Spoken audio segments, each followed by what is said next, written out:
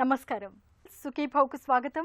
కలల పంటగా బిడ్డ పుట్టి ఆ బిడ్డ దినదిన ప్రవర్ధమానంగా ఎదుగుతుంటే ఆ తల్లిదండ్రుల ఆనందానికి అవధులుండవు.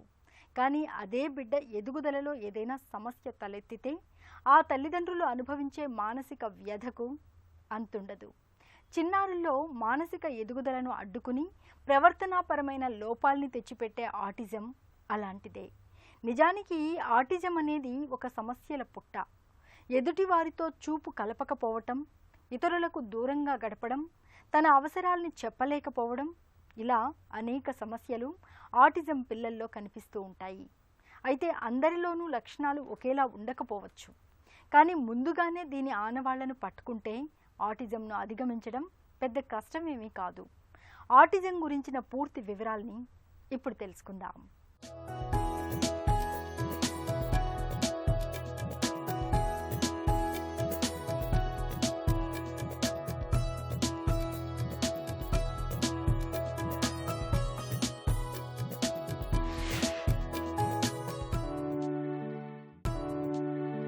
నవమాసాల తరువాత అమ్మ కడుపు పంట పండి పండంటి బిడ్డ పొత్తిళ్లలోకి వచ్చాక ఇళ్లంతా ఒకటే సంబరంగా మారుతుంది. ముద్దులొలికే పసిబిడ్డ ఉనికితో రోజులు నెలలు ఇట్టే దొర్లిపోతుంటాయి. తెల్లారితే కాలం ఎలా గడిచిపోతుందో కూడా తెలియదు. మెడ నిలపడం, పాకడం, బోర్లా పడడం, తలెత్తి చూడడం, అత్తా తాత అమ్మ అంటూ చిలక పలుకులు పలకడం, ఇలా బిడ్డకు సంబంధించిన ప్రతి మార్పు ఇంటిల్లిపాదిని ఎనలేని సంతోషంలో ముంచెత్తుతుంటుంది. అయితే ఇదంతా నాణ్యానికి ఒకవైపు. మరోవైపు బిడ్డ శుక్లపక్ష చంద్రునిలా ఎదుగుతున్నప్పటికీ కొంతమంది పిల్లల్లో మానసికమైన ఎదుగుదల లోపాలు కనిపిస్తుంటాయి. చూపు కలపకపోవడం, పిల్లలతో కలవకుండా ఉండడం, మాటలు సరిగ్గా రాకపోవడం, ఇలా చాలా రకాల లోపాలు కనిపిస్తుంటాయి. ఈ రకమైన లోపాలను వైద్య పరిభాషలో ఆటిజంగా పిలుస్తారు. ఒకప్పుడు పాశ్చాత్య దేశాలు, సంపన్న వర్గాల్లోనే ఎక్కువగా అనుకునే ఈ సమస్య ఇప్పుడు మన దగ్గర కూడా ఎక్కువగానే కనిపిస్తోంది. ఆటిజం అనేది ఈ మధ్యలో చాలా కామన్గా ఉండే ప్రాబ్లం. దాన్ని ఆటిస్టిక్ స్పెక్ట్రమ్ డిజార్డర్ అంటాం. అంటే ఆటిజం అనేది ఒక సివియరిటీ ఉండదు. ఆటిజం జబ్బులో చాలా మైల్డ్ ఉండే వాళ్ళు ఉంటారు, చాలా సివియర్ ఉండే వాళ్ళు కూడా ఉంటారు. దానికి ఆటిస్టిక్ స్పెక్ట్రమ్ డిజార్డర్ అనే టర్మ్ యూజ్ చేస్తాం ఇప్పుడు. అండ్ దీనికి సిమ్టమ్స్ ఏముంటాయంటే, వాళ్ళ పిల్లలు ఎవరు యూజువలీ బిఫోర్ 3-4 monthsలోనే మనం పేరెంట్స్ని చూసి పేరెంట్స్ అని కనుక్కొని స్మైల్ చేస్తారు. సో అది 6 months వరకు లేకుండా ఉంటే మనకి సస్పిషన్ రావాలి. అండ్ వాళ్ళ లాంగ్వేజ్ డిలే ఉంటుంది. మాటలు ఇప్పుడు కొన్ని సౌండ్స్ చేసేది స్టార్ట్ చేస్తారు 8-9 monthsలో. అది ఒక 16 months వరకు కూడా మనకి క్లియర్ సింగిల్ వర్డ్ కూడా లేదు. బై 2 years కూడా 2 words జాయిన్ చేయడం లేదు. సో మనం సస్పెక్ట్ చేసేది స్టార్ట్ చేయాలి. ఏదో ఒక్క టాయ్తోనే ఎక్కువ పట్టుకొని ఉంటారు. ఆ టాయ్ తీసేస్తే వాళ్ళకి చాలా ఇరిటేషన్ ఉంటుంది. అప్పుడు మనకి కొద్దిగా డౌట్ వస్తుంది. మళ్ళీ కార్ ఇస్తారు వాళ్ళకి ఆడుకోవడానికి. చిన్నపిల్లలు కార్ టైర్స్తో ఇది ఆడతారు. వీళ్ళు ఏం చేస్తారు, కార్ తిప్పేసి టైర్ తిప్పుతూ టైర్ని చూస్తూ ఉంటారు, తిప్పే టైర్ని చూస్తూ ఉంటారు. లేకపోతే ఫ్యాన్ తిరుగుతూ ఉంటే ఫ్యాన్ వైపే చూస్తూ ఉంటారు. సో అన్యూజువల్ ఇంట్రెస్ట్ మనం ఆ రకంగా చూడడం. జనరల్ పిల్లలతో వాళ్ళ యాక్టివిటీస్లో ఇన్వాల్వ్ అవుతారు, కానీ వీళ్ళు ఆ రకంగా రెస్పాన్స్ కాకుండా ఈ రిపీటేటివ్ బిహేవియర్ అంటారు, ఆ రకంగా చేస్తూ ఉంటారు. ఒకే ఇది అండ్ కొన్నిసారి లైనప్ చేస్తూ ఉంటారు. ఏమైనా బుక్స్ ఉంటే లేకపోతే షూస్ ఉంటే ఏముంటే కూడా ఒక లైనప్ చేయాలి వాళ్ళకి. అబ్సెసివ్ ఫీచర్స్ ఆ రకంగా కొంతమంది పిల్లల్లో ఉంటుంది.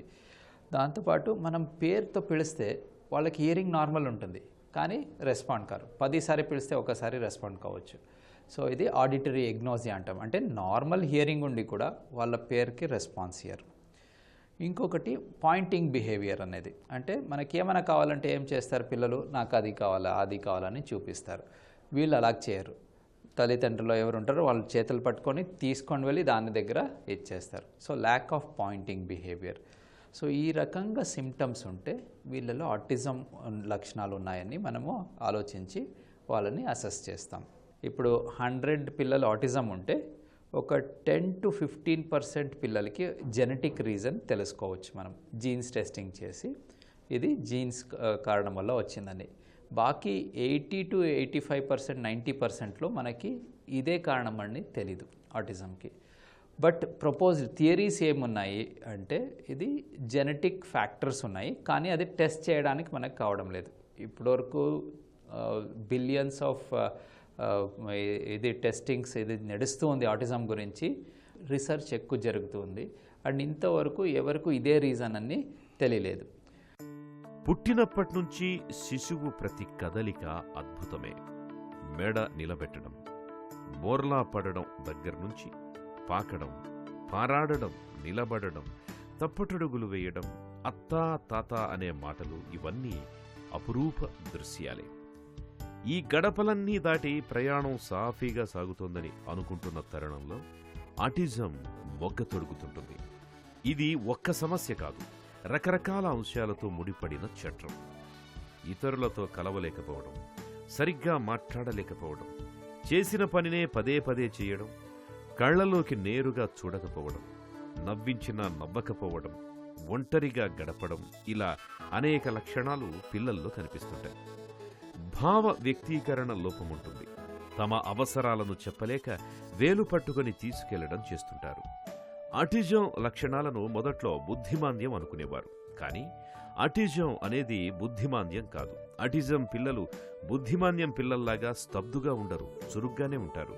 అయితే ఇతరులతో కలివిడిగా ఉండకపోవడం, నేర్చుకోకపోవడం వంటి వాటి మూలంగా కొందరు ఆటిజం పిల్లల్లో పెద్దయ్యాక బుద్ధిమాంద్యం లక్షణాలు కనపడొచ్చు.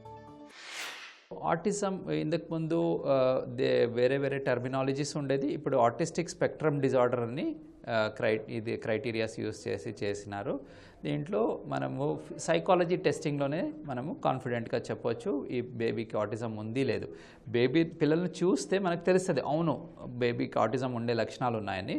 బట్ మనం ఆటిజం డయాగ్నోసిస్ అది వాళ్ళని చూసేయేమో, అందరితో సైకాలజీ టెస్టింగ్ కావాలా. వాళ్ళకి CARS two assessment or Indian scale of autism assessment అన్నీ ఉంటాయి. వాళ్ళు సైకాలజిస్ట్ చేసి అది సివియరిటీ స్కేలింగ్ చేస్తారు. సో మైల్డ్, మోడరేట్, సివియర్ అని మనం గ్రేడేషన్ చేస్తాం. సో మైల్డ్ టు మోడరేట్లో మనకి ఇంప్రూవ్మెంట్ థెరపీతో ఫాస్టర్గా వచ్చే ఛాన్స్ ఉంటుంది. సివియర్లో మనకి will have to struggle more. అది ఆ క్లాసిఫికేషన్ వల్ల మనకి ముందు ఎలాగుంటుంది, ఏ రకంగా ఉంటుందనే ఐడియా వస్తుంది. దీంతోపాటు జనరలీ ఐక్యూ కూడా అసెస్ చేస్తాము. ఐక్యూ నార్మలీ 90 to 110 ఉంటుంది. ఆటిజం పిల్లలో సమ్వేర్ అరౌండ్ 70sలో ఉండే ఛాన్స్ ఎక్కువ ఉంటుంది. అంటే ఆటిజంతో పాటు ఇంటెలెక్చువల్ ఎబిలిటీ కూడా తక్కువ ఉంటుంది మోస్ట్ ఆఫ్ దెమ్. సో దానివల్ల కూడా వాళ్ళ రైటింగ్ ఎబిలిటీస్, రీడింగ్ ఎబిలిటీస్ మీద ఎఫెక్ట్ అవుతుంది, వాళ్ళ స్కూల్ పర్ఫార్మెన్స్ మీద ఎఫెక్ట్ అవుతుంది. సో అందుకే ఇవి రెండింటిని మనం అసెస్ చేసి దాంతోపాటు ఆ ఇన్ఫర్మేషన్తో పాటు పేరెంట్స్ని కౌన్సిల్ చేస్తాం. Red flag science for autism అనేది స్టాండర్డ్ ఇది ఉంటాయి. సో దాంట్లో సోషల్ స్మైల్ అంటే తల్లిదండ్రుని గుర్తుపడి నవ్వేది బై 3-4 months ఉండేది. 6 months తర్వాత కూడా రాలేదనుకోండి, you should start worrying. 1 year 14 to 16 months తర్వాత కూడా 1 word కూడా లేదు బేబీలో. హియరింగ్ నార్మల్ ఉంది కానీ 1 word కూడా లేదు. 2 yearsలో 2 words జాయిన్ చేయడం లేదు, start worrying. What is your name అంటే వాళ్ళు కూడా వాట్ ఈజ్ యువర్ నేమ్ అంటారు. సో అది ఎకోలేలియా అంటాం. ఆ రకంగా రిపీట్ చేసేది, వర్డ్ రిపీట్ చేసేది. ఆల్ దీస్ సిమ్టమ్స్ మనం వస్తూ ఉంటే ఈ బేబీకి ఆటిజం ఉండే లక్షణాలు ఉన్నాయని మనము టెస్టింగ్ చేస్తాం. పిల్లల్లో ఆటిజం లక్షణాలు సాధారణంగా 7 ఏళ్ల వయసు నుంచే కనిపించడం మొదలవుతుంది. కానీ తల్లిదండ్రులకు సరైన అవగాహన లేకపోవడం మూలంగా ఆటిజంను చాలా మందిలో 4-5 ఏళ్ల వరకు గుర్తించలేకపోతున్నారు.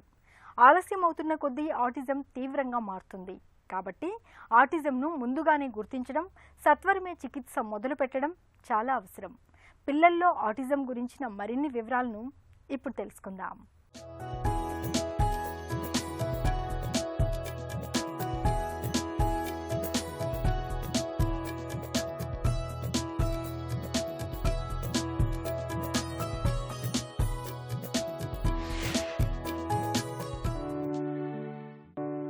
ఆటిజం అనేది భిన్న విభాగాలకు విస్తరించిన ఎదుగుదల సమస్య. ఆటిజం పిల్లల్లో భావ వ్యక్తీకరణ లోపాలు, ప్రవర్తనాపరమైన లోపాలు కొట్టొచ్చినట్టు కనిపిస్తుంటాయి. ఆటిజంకి కారణం ఏంటి అన్నది ఖచ్చితంగా తెలియదు.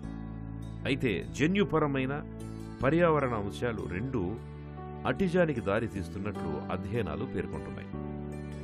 మెదడు ఎదుగుదలకు తోడ్పడే జన్యువులు, క్రోమోజోములు అటిజంకి కారణమవుతుందొచ్చనే భావన ఉంది. గర్భధారణ సమయంలో తల్లికి వచ్చే వైరల్ ఇన్ఫెక్షన్స్, కాన్పు సమయంలో బిడ్డ మెదడుకు తగినంత ఆక్సిజన్ అందకపోవడం, నెలలు నిండకముందే కాన్పు కావడం, తక్కువ బరువుతో పుట్టడం వంటివన్నీ కారణాలు కావచ్చని అనుకుంటున్నారు. సాఫ్ట్వేర్ వంటి కొన్ని వృత్తుల్లోని తల్లులకు పుట్టే బిడ్డల్లో ఆటిజం ఎక్కువగా కనపడుతున్నట్టుగా ఇటీవలి కాలంలో అనుమానిస్తున్నారు. కొన్ని ఉద్యోగాలు, వృత్తుల్లో ఉన్నవారు పిల్లలతో ఎక్కువ సమయం గడపలేకపోవడం, పని గంటలు అస్తవ్యస్తంగా ఉండడం, పిల్లలకు పరిసరాల నుంచి సరైన ప్రేరణ లభించకపోవడం, రేడియేషన్ ప్రభావం వంటివి ఇందుకు కారణం అవుతుండొచ్చని భావిస్తున్నారు. ఇలా అటిజం మీద రకరకాల సిద్ధాంతాలున్నాయి, కానీ ఇవేవి పూర్తిగా నిరూపణ కాలేదు. అర్లీగా ఒకసారి పేరెంట్స్ అప్రోచ్ అయినప్పుడు మనకి సిమ్టమ్స్ ఉన్నాయనుకోండి, 1.5 year పిల్లలు వచ్చినారు, పేరెంట్స్ కన్సర్న్స్ ఉన్నాయి, ఆ ఏజ్లో మనము ఆటిజం అని కన్ఫర్మ్గా డయాగ్నోస్ చేయలేము. 2 years ఏజ్ తర్వాతనే కన్ఫర్మ్గా డయాగ్నోసిస్ చేస్తాము. బట్ 1.5 yearలో వచ్చినారు, తర్వాత రండి అని చెప్పం. సిమ్టమ్స్ అనిపిస్తే ఆ టైంలో మనం ఎన్విరాన్మెంట్ ఎలాగుంది, రిస్క్ ఫ్యాక్టర్స్ ఏముంటాయో అవన్నీ అసెస్ చేస్తాము. సో అక్కడ ఇంట్లో ఇప్పుడు ఓన్లీ మదర్ ఉన్నారు, father is working somewhere else, or no, mother is looking after everything. So we ask them to make sure there is a social stimulation. Gadget exposure earlyగా ఉందా, ఎక్కువ time ఉందా. So only తినిపియేటప్పుడు gadget ఉండాలి, mobile కానీ TV కానీ. బాకీ టైంలో gadgets ఉండకూడదు, electronic media ఉండకూడదు. సో మనుషులతో అవగాహన ఎక్కువ ఉండాలా, బయట పార్క్కి తీసుకొని వెళ్ళాలా, స్టిమ్యులేట్ చేస్తూ ఉండాలా. అండ్ ఆక్యుపేషనల్ థెరపిస్ట్ అని వాళ్ళు స్టిమ్యులేట్ చేయడానికి ఏమేమి, ఇది ABA థెరపీ అని ఉంటుంది, అప్లైడ్ బిహేవియరల్ అనాలిసిస్. ఇది approved form of therapy which is been sanctioned యూఎస్లో. That is one of the used therapy with a good response. So early ఏజెస్లో కూడా మనము ఈ థెరపీ స్టార్ట్ చేస్తాం. అండ్ 2 years, 2.5 yearsలో we can diagnose as autism. ఆ టైంలో థెరపీస్ ఇమీడియట్గా స్టార్ట్ చేస్తాం. కొద్దిగా అటెన్షన్ కాన్సన్ట్రేషన్ ఇంప్రూవ్ అయినాక అప్పుడు స్పీచ్ థెరపీ స్టార్ట్ చేస్తాం. మెయిన్ ఫోకస్ ఏం చేయాలంటే వీళ్ళకి ADL అంటే activities of daily living training అని ఫోకస్ చేస్తాం. సో వాళ్ళు తన పొద్దున్న లేచిన తర్వాత బ్రష్ చేసుకునేది వాళ్ళే చేసుకోవడానికి ట్రైనింగ్ ఇవ్వాలి. ఎందుకంటే ఇది సింపుల్ స్కిల్స్ అనుకుంటాము, బట్ వాళ్ళు చేయరు, చాలా కష్టపడతారు. సో వెరీ రిపీటెడ్గా ట్రైనింగ్ ఇవ్వాలా. ఉమ్మరు, వాళ్ళు మింగేస్తారు, వాళ్ళకి ఓన్లీ కిడ్స్ టూత్పేస్టే యూజ్ చేయాలి. ఎందుకంటే కిడ్ టూత్పేస్ట్లో ఫ్లోరైడ్ కంటెంట్ తక్కువ ఉంటుంది, అది మింగితే కూడా ఏం ప్రాబ్లం కాదు. So first focus is teaching them activities of daily living. లక్షణాలు తీవ్రతను బట్టి ఆటిజంని ఆటిస్టిక్, రట్స్, ఆస్పర్జర్స్, చైల్డ్హుడ్ డిసింటిగ్రేటెడ్ అని 4 రకాలుగా పేర్కొంటున్నారు. మొదటి రకాన్ని మినహాయిస్తే మిగతా 3 లక్షణాల తీవ్రత ఎక్కువగా ఉంటుంది. భావ వ్యక్తీకరణ, ప్రవర్తనాపరమైన లోపాలు ఎక్కువగా ఉంటాయి. 1-2 మాటలు కూడా పలకలేకపోతుంటారు. ఫిట్స్ వంటి నాడీ సంబంధ సమస్యలు మొదలవుతుంటాయి. వయస్సుతో పాటు పెరగాల్సిన తల చిన్నదవుతుంటుంది. సొంగ కారుస్తుండడం, చేతులు కాళ్ళు ఒకేలా ఆడిస్తుండడం, చేతులతో చప్పుళ్లు చేయడం వంటివి చేస్తుంటారు. సాధారణంగా ఆటిజం లక్షణాలు 7 ఏళ్ల వయసులోపే కనపడడం ఆరంభిస్తుంటాయి. అయితే చాలా మందిలో 4 ఏళ్లు దాటిన తర్వాత గానీ గుర్తించడం లేదు. ఆలస్యమైన కొద్దీ సమస్య తీవ్రమవుతూ వస్తుంటుంది. కాబట్టి ముందుగానే గుర్తించడం ఎంతైనా అవసరం. పిల్లల్లో ఆటిజం ఉందని తెలిసినప్పుడు ఆటిజం రేటింగ్ స్కేల్స్, IQ ఆధారంగా సమస్య తీవ్రత లక్షణాలను గుర్తించి చికిత్స నిర్ణయిస్తారు. అదర్ దెన్ ద థెరపీతో పాటు మనకి హైపర్ యాక్టివిటీ ఉంటే మెడికేషన్స్ హెల్ప్ అవుతాయి. అందరికీ అవసరం లేదు, కొందరికి అవసరం అవుతుంది. బట్ ఎవరికి అవసరం అవుతుంది వాళ్ళకి ఏజ్ అప్రోప్రియేట్ మెడికేషన్ ఏం యూస్ చేయొచ్చు వాళ్ళు డాక్టర్స్ డిసైడ్ చేసి యూస్ చేస్తారు. స్టెమ్ సెల్ ట్రీట్మెంట్ ఇప్పుడు ప్రతి ఒక్క దానికి ట్రై చేస్తున్నారు. ఆటిజం కూడా ఎంత కామన్గా ఇదైందంటే ప్రతి ఒక్కరు క్వశ్చన్ పేరెంట్స్, స్టెమ్ సెల్ ఉంది, మనం ట్రీట్మెంట్ ట్రై చేయొచ్చా. సో ఒక స్టెమ్ సెల్ ఇది రిపోర్ట్ పబ్లిష్ అయింది 2017లో డ్యూక్ యూనివర్సిటీ నుంచి. దాంట్లో ఓపెన్ లేబుల్ ట్రయల్ అంటారు, umbilical card stem cell transplant చేస్తున్నారు. కొన్ని సిమ్టమ్స్ ఇంప్రూవ్ అయినాయి ఉంది, కానీ కంప్లీట్ క్యూర్ అయింది ఇంతవరకు రిపోర్ట్లో లేదు. కానీ న్యాచురల్ హిస్టరీలో ఇప్పుడు మోస్ట్ ఆఫ్ ద పేరెంట్స్ ఒక క్వశ్చన్ అడుగుతారు, is it curable? As a parent, even నేను పేరెంట్ ఉంటే కూడా that's what the question will be. ఇది క్యూర్ చేయొచ్చా? సో ఓవరాల్ లాంగ్ టర్మ్ స్టడీస్లో ఏం చూస్తున్నారంటే ఒక 5% పిల్లలకి కంప్లీట్ ఈ ఆటిజం టెస్ట్ చేస్తే ఏమి సిమ్టమ్స్ లేకుండా క్లియర్ అయిపోతారు 5% పిల్లలు బై 6 years. ఇంకొక 30% పిల్లలు వాళ్ళు కంప్లీట్గా ఇండిపెండెంట్ అయిపోతారు. మన ఇది థెరపీస్ అవసరం పడదు, వాళ్ళకి సిమ్టమ్స్ మినిమల్ ఉంటాయి. ఏమో కొద్దిగా పేరు పిలిచినప్పుడు కొద్దిగా రెస్పాన్స్ తక్కువ ఉండొచ్చు, లేకపోతే ఈజీగా ఫ్రెండ్స్ చేయకుండా ఉండొచ్చు. బట్ అది తప్ప బాకీ సిమ్టమ్స్ అంతా వాళ్ళు రెగ్యులర్ స్కూల్లో వెళ్ళిపోతారు, ఆ రకంగా ఇంప్రూవ్ అవుతారు ఒక 30%. బాకీ 70%లో మనకి థెరపీ కానీ యాక్టివిటీస్ కంటిన్యూస్గా నడుస్తూ ఉండాలా. సో లాంగ్ టర్మ్ సూపర్విజన్ అవసరం పడుతుంది. ఆటిజంకు ఎంత త్వరగా చికిత్స మొదలు పెడితే ఫలితాలు అంత మెరుగ్గా ఉంటాయి. Speech therapy, language stimulation, behaviour modification, psychotherapy, sensory integration థెరపీలు ఇవన్నీ పిల్లల్లో ఆటిజం తీవ్రతను తగ్గించేందుకు ఎంతగానో ఉపకరిస్తాయి. పిల్లల్లో ఆటిజం తీవ్రతను తగ్గించే మార్గాల గురించి ఇప్పుడు తెలుసుకుందాం.